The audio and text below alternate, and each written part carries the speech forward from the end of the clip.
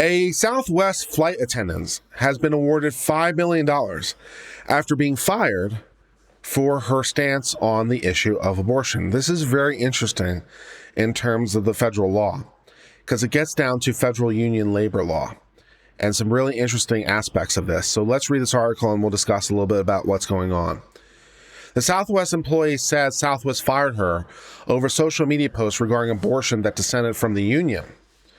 A federal jury in Texas has awarded the former Southwest flight attendant more than $5 million after the airline apparently fired her over her stance on abortion in a lawsuit that dates back to 2017. So this isn't responsive to the recent thing with Dobbs. This is going back quite a while here. The reward in combined compensatory and punitive damages comes after the transportation union, Local 556 in Southwest, fired her for her religious stance on abortion, which he publicized on social media.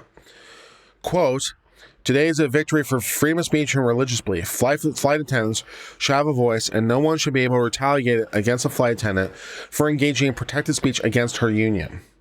I am so humbled and thankful for today's decision for everyone who supported me these past 5 years, including the National Right to Work Foundation."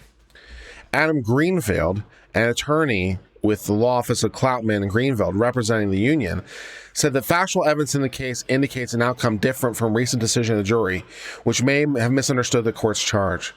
Good luck. We look forward to appellate review. Good luck. If your complaint is the jury didn't understand things, you're going to have a bad time on appeal.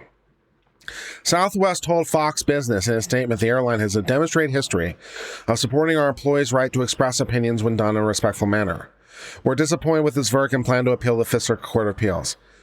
Good luck. Carter joined the union in 1996 and resigned in 2013 after realizing her religious views did not align with those of the union, but she's required to keep paying union dues as a condition of employment. So it's a mandatory union, which is proper because this is federal, of course. A lot of states don't allow for mandatory unions, but of course this is federal in nature, which does allow for mandatory unions. In 2007, Carter learned the union as president attended a women's march in Washington, D.C., which receives funding from Planned Parenthood. The flight attendant criticized the union stance on social media. Carter also sent messages to the union leader expressing intent to support a recall effort against the union leader. So this is something that's supported in federal law. Federal unions are elected, and after a period of time, I believe it's 1 year, after 1 year, you can actually try to get the union leadership recalled if they don't support you, instead of having to wait for the next election. So she's going to circulate a petition to try to get the union leadership withdrawn. Okay. Southwest managers then informed Carter she had attended a meeting regarding her Facebook posts, during which the airline presented a screenshot of social media activity and messages regarding her pro-life stance and wondering why she posted them. Yeah, that's a big danger flag.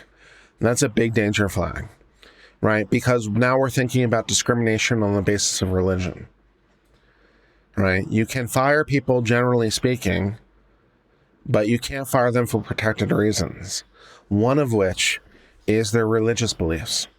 And now you're bringing her into a meeting and showing her pictures of her religious posts on Facebook and say, explain your posts. So we're well on our way, my friends, already into an improper illegal termination. Even in right-to-work states, you can't fire people for protected reasons, such as religion. And that's not a problem. And you can't then bring them into a meeting and be like, please explain yourself, and we're going to fire you for the religion. You're going to have a bad time. The company representatives told Charter that Stone claimed to have been harassed by Charter online, and they fired her a week later, according to the lawsuit. So a week after they had this meeting, in which they brought up her Facebook messages and questioned her pro-life stance, they fired her. Looks like we might have fired her because of her religious beliefs. That's a real problem under federal law. Can't do that. No American worker should have to fear termination, intimidation, or other reprisal merely for speaking out against their having their own money spent, because it's a mandatory union, purportedly in their name to promote an agenda they find abhorrent. Mix add that even with the basic right to dissent from unions' ideas under the Railway Labor Act, successfully defended, we'll get to that in a second, the union officials still enjoyed enormous government grant privilege of being able to force the airline to financially subsidize their activities as a condition of employment. Federal labor law is kind of weird that way, but yes.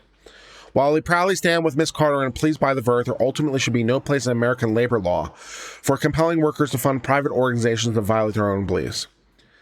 There has been some case law on this, by the way, since 2017.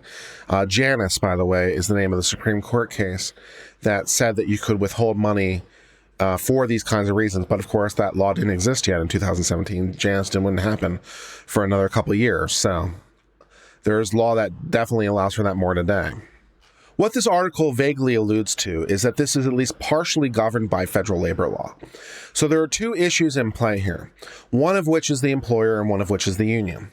As to the employer cannot fire an employee for protected reasons, such as religion, such as sex, such as race, such as age if you're over 40 years old, and so forth and so on. So when they brought her in and say, hey, please explain your religious views, and then fired you a week later, they fired her for an improper reason. So that's a violation of the Civil Rights Act. There's another act in play as well that this article alludes to. This Railway Act. There's an act dealing with unions and protected speech for unions, because unions have protected status by federal law, and the unions can say things in the course of their capacity. But also you can say things that are against the union in the course of that capacity, because the union process is democratic. So people have to have the ability to speak against the union. So if you are making speech that is union protected speech, in other words, you're criticizing the union, that's protected speech. So they can't fire you for that reason either, because there's a federal law specifically dealing with it. So basically here you got a twofer. Basically you got the union apparently putting pressure on management to fire her in violation of the law that protects her union rights in terms of her speech that is criticizing the union, which is protected speech. And also you got the employer firing her for religious reasons. So as a result of those things, it doesn't seem particularly surprising that they found the company liable. Now, the union says they're going to appeal because the jury might not have understood. Yeah, good luck trying to sell that to the Court of Appeals.